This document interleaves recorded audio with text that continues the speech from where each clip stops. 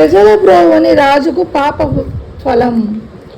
పుడమిని జనజీవనానికి అనువుగా మార్చేందుకు పృథు చక్రవర్తి ముందుకు వచ్చాడు. మిట్ట పల్లాల్లో ఉన్న భూమిని వాన నీరు అంతటా నిలిచిపోవడానికి చదును చేశాడు. పెద్ద పెద్ద పర్వత శిఖరాలను పొడి పొడి చేసిన తర్వాత తన బాహుబలంతో భూమండలాన్నంతా సమతలంగా మలచాడు. ధరణి నుండి ఓషధులను సేకరించాడు. పంటలు పండించాడు. అందరూ వసుంధరను తమ తమ అవసరాలకు అనుగుణంగా సద్వినియోగం చేసుకునే అవకాశం కల్పించాడు. చివరికి పృథు చక్రవర్తి ఎంతో సంతోషించి సర్వకామ ప్రదాత్రి అయిన ధరిత్రిని తన పుత్రికగా స్వీకరించాడు. అప్పటి నుంచే ఆ ధరణి పృథివీ అని కూడా పిలవడం ఆనవాయితీగా వస్తుంది. అంటే పృథు చక్రవర్తి ఇదంతా చేశాడు కాబట్టి పృథివీ అని పిలుస్తున్నారట. అదేవిధంగా ఆ అధినేత ప్రజల సమర్థతను బట్టి వారికి బతుకు తెరువు చూపించాడు. వారి భయం తొలగే ఆయా నివాసాలలో సుఖశాంతులతో జీవించే మార్గం కల్పించాడు. రాజర్షి అయిన పృథు చక్రవర్తి ఆ తర్వాత 3 అశ్వమేధ యాగాలు చేయడానికి దీక్ష పూనాడు. మహానిష్టతో సరస్వతీ నదీ తీరంలో వైభవంగా యాగానికి సిద్ధమయ్యాడు. ఆ అశ్వమేధ యాగానికి సాక్షాత్తు యజ్ఞేశ్వరుడు, యజ్ఞస్వరూపుడు అయిన విష్ణుదేవుడితో పాటు చతుర్ముఖ బ్రహ్మ, పరమశివుడు వేంచేశారు. అయితే ఆ అధినాయకుడి యాగ వైభవాన్ని చూసి ఇంద్రుడు ఓర్వలేకపోయాడు. అందుకే అసూయతో కపటవేషం ధరించి యజ్ఞశాలకు వచ్చి యజ్ఞపశువైన అశ్వాన్ని అపహరించి ఆకాశ మార్గం పట్టాడు. వెంబడించిన పృథుపుత్రుడు అత్రి మహాముని ద్వారా విషయం తెలుసుకున్న పృథు చక్రవర్తి పుత్రుడు ఇంద్రుణ్ణి వెంబడించాడు. అతనిని ఎదిరించి యజ్ఞాశ్వాన్ని మరలించుకొని యాగశాలకు విచ్చేశాడు. అతని ఆ వీరత్వాన్ని కొనియాడుతూ మహామునులు అతన్ని అశ్వాన్ని గెలిచిన వీరుడన్న అర్థంతో జితాశ్వుడు అంటే జయించాన అశ్వుడు అని కీర్తించారు. ఆ తర్వాత ఇంద్రుడు మరోమారు మారువేషం ధరించి తిరిగి అశ్వాన్ని అపహరించాడు. అప్పుడు జితాశ్వుడు తిరిగి దేవేంద్రుడిపై తిరుగుబాటు చేసి అశ్వాన్ని యాగభూమికి చేర్చాడు. ఇంతలో ఇంద్రుడు హయాన్ని అపహరించిన సంగతి పృథు చక్రవర్తి తెలుసుకొని ఆగ్రహంతో విల్లు ఎక్కుపెట్టాడు. అపరాధి అయిన అమరేంద్రునిపై బాణాన్ని ప్రయోగించడానికి సిద్ధమయ్యాడు. ఇంతలో సాక్షాత్తు శ్రీ మహావిష్ణువే సచీపతిని వెంట పెట్టుకొని పృథు చక్రవర్తి ఎదుట ప్రత్యక్షమయ్యాడు. సత్పురుషులకు పగలు ప్రతీకారాలు తగవని, కోపతాపాలు కూడవని ఇతవు పలుకుతూ జనవర భవదీయంబై జననుతమగు అశ్వమేధ శతమున విపుడీయ నిమిషపతి భంగము చేసిన కథన క్షమాపణంబు చేసెడి గంటే. రాజా, నీ శతాశ్వమేధ దీక్షను భంగం చేసినందుకు నీ క్షమాపణ చెప్పుకోవడం కోసం ఇంద్రుడు వచ్చాడు. అతన్ని మన్నించమని సూచించాడు. రాజధర్మాలు చెప్పిన రాజీవనేత్రుడు ఆ తర్వాత రాజీవనేత్రుడైన ఆ రమణీయమూర్తి పృథువుకు రాజధర్మాలను కూడా ఉపదేశిస్తూ ప్రజల బ్రోవని రాజు ప్రజల చేత అపహృత సత్పుణ్యుడై వారు గావించు ఘనపాప ఫలముదు తాననుభవించు, ప్రజలను రక్షించని రాజు పుణ్యమంతా ప్రజలకు చేరి ఆ ప్రజల పాపాన్ని రాజు అనుభవిస్తాడని హెచ్చరించాడు. పాలకులైన వారు బాధ్యతాయుతంగా ధర్మబద్ధంగా వ్యవహరించకపోతే ఎంతటి తీవ్ర పరిణామాలను ఎదుర్కోవాల్సి వస్తుందో స్వామి ఒక్క మాటలో చెప్పేశారు. మహాభారతంలో భీష్మాచార్యులు కూడా ధర్మరాజుతో రాజుకు ఎలాంటి లక్షణాలు ఉండాలో విపులంగా వివరించారు. దేశం సుభిక్షంగా పరిఢవిల్లాలంటే పాలకుడు మంచివాడే ఉండాలని, అలా కాని పక్షంలో జహ్యాద్భిన్నాం నావమివార్ణమే అరక్షితారాం జనారాజానం. అలాంటి రాజుకు బద్ధాలైన నావను సముద్రంలో విడిచివేసినట్లు విడిచేయాలని భీష్ముడు అంటారు. అదేవిధంగా ప్రజల నీతి నియమాలకు దూరమై మద్యం, జూదం వంటి వ్యసనాలకు, దోపిడీలకు, దొంగతనాలు, ఆఘాయిత్యాలు, దాష్టీకాల వంటి దురాగతాలకు అలవాటు పడినప్పుడు వాటిని కట్టడి చేయడంలో నిర్లక్ష్యం వహిస్తే ఆ పాప ఫలితం పాలకులకు కూడా చేరుతుందని హెచ్చరిస్తాడు. అయితే దురదృష్టవశాత్తు నేటి సమాజంలో ఇలాంటి దుష్కృత్యాల్లో పలువురు ప్రజాప్రతినిధులు కూడా భాగస్వాములు కావడం బాధాకరం. ప్రజాప్రతినిధి నియంతలా నిరంకుశంగా కాకుండా విలువలకు అనుగుణంగా ప్రవర్తించాలి, పరిపాలించాలి. అలా సత్యానికి, ధర్మానికి కట్టుబడి తన పాలనతో ప్రజల సుఖశాంతులకు కారకుడయ్యే నాయకుడు చరితార్థుడవుతాడు. సక్రమ పాలనతో సుఖశాంతులు. రాజుగా ఉన్న వ్యక్తి ప్రత్యేకంగా ఏ పూజలు, యజ్ఞాలు, తీర్థయాత్రలు చేయనవసరం లేదని, కేవలం ప్రజల్ని కంటికి రెప్పలా కాపాడుకుంటూ వారి మనస్సును చూరగొంటే చాలు అన్ని పుణ్యాలు సంప్రాప్తిస్తాయని పృథు చక్రవర్తికి ఆ శంఖ చక్రధారి అన్యాపదేశంగా స్పష్టం చేశాడు. ఆ భావంతోనే జనులకు ననురక్తుడవై జననాయక నీవు ధరణి సమచిత్తుడవై అనయము పరిపాలించిన సనకాదులగాంతు ఆత్మ సదనమునందున్. రాజా, నీవు ప్రజల అనురాగాన్ని పొంది సమచిత్తంతో పరిపాలించు. ఇలా చేస్తే నీ ఇంటిలోనే సనకా యోగీంద్రులను సందర్శిస్తావని స్పష్టం చేస్తాడు.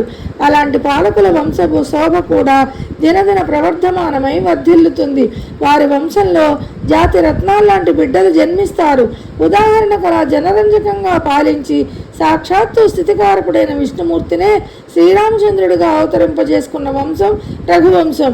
అందుకే ఈ రఘుమహారాజును శ్లాఘిస్తూ అతడు పన్నులు వసూలు చేసిన అర్థవంతంగా ఉండేదని, ప్రజలకు ఉపయోగకరంగా ఉండేదని కొనియాడుతూ రఘువంశం కావ్యంలో కాళిదాసు ప్రజానామేవ భూత్యర్థం సతభ్యో బలిమగ్రహీత్ సహస్రగుణ అమృత్రస్థు ఆదిత్యే రసం రవి. సూర్యుడు భూమి నుంచి తేమను గ్రహించి సహస్ర రూపాలలో శ్రేయస్కరమైన వర్షాన్ని తిరిగి భూమికి ఎలా ప్రసాదిస్తాడో అలాగే రఘు మహారాజు కూడా ప్రజల నుంచి పన్నులు వసూలు చేసి వారి సంక్షేమానికే వినియోగించేవాడని వర్ణిస్తాడు. సమచిత్తులకు స్వాధీనం. అనంతరం ఆ శ్రీహరి పృథు చక్రవర్తితో మరింత అనునయంగా అభిభాషిస్తూ భూవర యోగ తపోమఖంబుల చేత గైకొని సులభుండగాని నేను సమచిత్తులైన సజ్జనుల చిత్తంబుల వర్తించుచుండడివాడా. రాజా, తపోయోగ యజ్ఞాల చేత నేను సులభంగా లభించను, కానీ సమచిత్తులైన సత్పురుషులకు సులువుగా లభ్యమవుతానని ఉద్ఘాటిస్తాడు. సుఖదుఖాలకు, రాగద్వేషాలకు, ఇష్టానిష్టలకు అతీతంగా ఉండమని ఉపదేశిస్తాడు. ఆ తర్వాత ఋత్విక్కులతో కూడిన పృథు చక్రవర్తిని నిర్మలమైన మనస్సుతో చూస్తూ దేవతలు తనను జయ జయ ధ్వానాలతో కీర్తిస్తూ ఉండగా శ్రీహరి వైకుంఠానికై చేరుకున్నాడు. ఇలా భగవంతుడు మన బాహ్య కర్మలను కాదు, మన అంతరంగాన్ని అవలోకిస్తాడు, మన ప్రవర్తనను పరిశీలిస్తాడు. అందుకే భగవాన్ శ్రీ రామకృష్ణ పరమహంస భక్తిని తామసికం, రాజసికం, సాత్వికం అని విభజిస్తారు. ఎంత శ్రద్ధగా మనిషి సాత్విక భక్తిని అలవర్చుకుంటే భగవంతుడు అంత త్వరగా ప్రసన్నమవుతాడని చెబుతూ ఉండేవారు. మనలో ఆధ్యాత్మికోన్నతి పరాకాష్ఠకు చేరుకుంటున్న కొద్దీ మనసులో బాహ్య పటాటోపం అంతా తగ్గిపోతూ ఉంటుంది. అలా మానసికంగా సమస్థితికి చేరుకోవడమే సాత్విక భక్తి అని గురుదేవులు ఉపదేశించారు. పేద అయినా కడుధన్యుడు. ఓ శుభ సందర్భాన తనకు సనందానాది మహాసిద్ధులు పృథు చక్రవర్తి తలబెట్టిన దీర్ఘ సత్రయాగస్థలికి విచ్చేశారు. పరిణిత బద్ధులైన నలుగురు మహనీయులు బాల సూర్యుని పోలిన దేహాలతో ప్రకాశిస్తూ ఉన్నారు. అలాంటి యోగి పొంగవులు అక్కడ అడుగు పెట్టగానే ఆ సామ్రాజ్యాధినేత ఎదురు వెళ్ళి వినమ్రుడై సాదరంగా తోడ్కొని వచ్చాడు. ఆ బ్రహ్మమానస పుత్రులను ఉచితాసనంపై కూర్చుండబెట్టి వారి పాదపద్మాలను కడిగిన జలాలను తన తలపై చల్లుకున్నాడు. అనంతరం ఆ తపోధనులతో మంగళమూర్తులైన మహాత్ములారా, పూర్వజన్మ పుణ్య విశేషం వల్ల మిమ్మల్ని దర్శింపగలిగాను అని సంతసిస్తూ అరయ ధరిత్రినవ్వని గృహము మహోహ జనోపయోగ్య విస్ఫురిత తృణాంబు భృత్య గృహముల సారెదనర్చునట్టి మందిరపతి పేదయైన జగతింకడు ధన్యుట తండ్రు గాన సుస్థిరమతి మీరు వచ్చుటన శేష శుభమ్ముల నేను పొందెదన్. ఎవరి గృహంలోని తృణకణాలు, జలము, స్థలము, భృత్యవర్గము పూజలైన వారి సేవకు ఉపయోగపడతాయో ఆ గృహస్థు పేదవాడు అయినా పరమధన్యుడైన భాగ్యవంతుడే. మీ రాక వల్ల సర్వ శుభాలు సంప్రాప్తిస్తాయని సుస్పష్టం చేశాడు. అతిథి పూజకున్న విలువలను అన్యాపదేశంగా పృథువు ప్రకటితం చేశాడు. సాధు సేవ సర్వోన్నతం. పృథు చక్రవర్తి రూపంలో భగవంతుడు గృహస్థుల విద్యుక్త ధర్మాన్ని మరోమారు గుర్తు చేశారు. పెద్దలు అధిగమించినప్పుడు ఎంత వినయంతో మసలుకోవాలో, ఎలా సేవించుకోవాలో స్వయంగా ఆచరించి మరీ చూపించారు. అందుకే భగవాన్ శ్రీరామకృష్ణ పరమహంస కూడా తన గృహస్థ భక్తుల్లో ప్రముఖుడైన బలరాం బోసుతో ఓ సందర్భంలో పవిత్రాత్ములైన సాధువులు, సత్పురుషులు వాస్తవానికి భగవంతుని అభివ్యక్తీకరణలు, వారికి భోజనం పెట్టడం ఆ దేవదేవుడికి నైవేద్యం సమర్పించడంతో సమానం. అలాంటి ఆతిథ్యంతో నీ జన్మ పునీతమవుతుంది అంటారు. పెట్టని ఇల్లు పాముల పుట్టే. అతిథులు, అభ్యాగతులు, సజ్జనులు, సాధుజనులు అడుగు పెట్టని ఇల్లు పాముల పుట్ట లాంటిది. అదే భావంతో పృథు చక్రవర్తి కూడా సనక సనందనాదులు కొలువు తీరిన సభాంగణంలో వరమతులార యవ్వని నివాసము తీర్థ పదాంతరంగులై పరగిన ఎట్టి భాగవత పాద జలంబులు సోకవేని తత్పురుషుడు భూరి సంపదల బొంపిరిపోయిననైన వాని మందిరమురగ ప్రకీర్ణ జగదీజము బోలున టండ్రు కోవిదుల్. పరమ పవిత్రులైన భగవద్భక్తుల పాదజలం సోకని వారి గృహం ఎంతటి సిరి సంపదలతో తులుతూగుతున్నా అది పాములు చుట్టుకున్న చెట్టులా భయం కలిగిస్తుందని అంటాడు. ఆ మహాపురుషుడు చెప్పినట్లు అతిథి సేవకు నోచని ఇల్లు ఎంత వైభోగాలతో తొలతూగుతున్నా ఏం ప్రయోజనం? భిక్షాం దేహి అని గడప ముందుకు వచ్చిన వ్యక్తి కడుపు నింపని మన ధనాధాన్యాలకు ఏమి సార్థకత? గృహజీవనంలో అత్యంత పుణ్యకార్యం అతిథి సేవ, సాధు సేవ.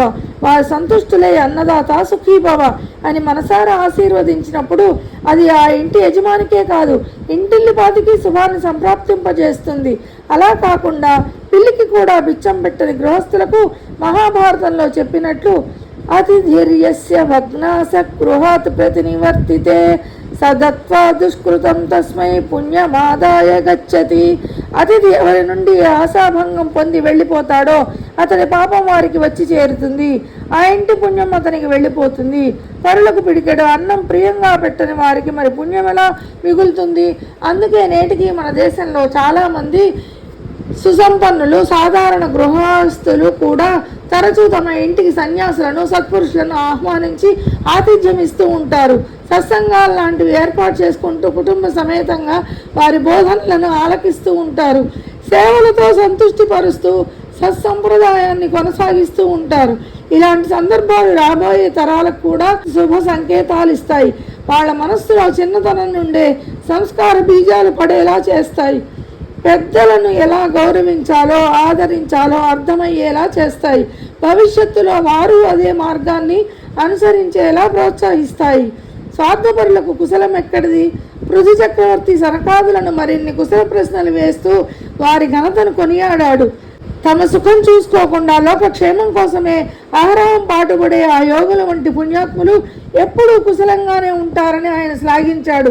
అలా కాకుండా ఎప్పుడూ తమ సంసారం సుఖమే కాంక్షించేవారు మతి విహీన స్వకీయ కర్మముల చేసి ఎడరి మగ్నులమై ఇంద్రియార్థములనే తివిరి పురుషార్థములు కాగా తెలియు మాకు కుశలమున్నదే లోకైక కుశలులారా. సకర్మల వల్ల దుఃఖమయమై దాటరాని సాగరంలో మునిగిపోయి ఇంద్రియార్థాలనే పురుషార్థములుగా భావించే మాకు ఈ లోకంలో కుశలమెక్కడిది అని ఆందోళన పడతారు. ఆ చక్రవర్తి చెప్పినట్టు మనం నిరంతరం కుశలంగా ఉండాలంటే ధర్మ, అర్థ, కామ, మోక్షాలనే పురుషార్థాల్లో ఇంద్రియ స్థానాన్ని దాటుకొని ధర్మ మార్గంలో పయనించాలి. ఎప్పుడు స్వలాభమే చూసుకోకుండా పరులహితం కోసం కూడా పాటుపడాలి. సజ్జన సంఘం ఉభయ సమ్మతం. పృథు చక్రవర్తి తన మనసులో మాట సనక సనందాదుల ముందు పెడుతూ సంసారంలో మునిగి ఉన్న మాకు వేగంగా దీని నుంచి క్షేమంగా బయటపడే ఉపాయం ఉపదేశించండి, మా తక్షణ కర్తవ్యం ఏమిటో సెలవివ్వండి అని ప్రార్థించాడు. ఆ మహారాజు వినయ విధేయతలకు ముగ్ధులైన సనక సనందాదులలో ఒకరైన సనత్ కుమారుడు, రాజా నీవు సర్వజ్ఞుడవు, నీకు తెలిసినా తెలియనట్లు అడిగావు. లోకంలో సత్పురుషుల స్వభావం ఇలాగే ఉంటుంది అని ఆశీపూర్వకంగా ధరణి సజ్జన సంగంబు తలపననుభయ సమ్మతంబగువారలు సలుపునట్టి సరస సంభాషణ ప్రశ్న సరణి నిఖిల జనములకు సుఖకరమగు జనవరేణ్య. సాధు సంగము ఉభయ సమ్మతమై సకలార్థ సాధనం అవుతుంది. ఎందుకంటే సజ్జనుల సరస సంభాషణలు, సంప్రశ్నములు సర్వజనులకు మేలు కలిగిస్తాయి కాబట్టి అని ఉద్ఘాటించాడు. ఆపై ఆ రాజోత్తమునితో ధర్మంగా జీవించమని, ఆధ్యాత్మిక యోగనిష్ట అత్యంత ప్రధానమని, నిరంతరం శ్రీహరి పుణ్య కథను ఆలకించమని, ముఖ్యంగా దుర్జనులకు, దురాశపరులకు, ఇంద్రియ లోలులకు దూరంగా ఉండమని, ఏ కాస్త సమయం దొరికినా ఆ దేవదేవుని నామాన్ని కీర్తించమని ప్రబోధించాడు.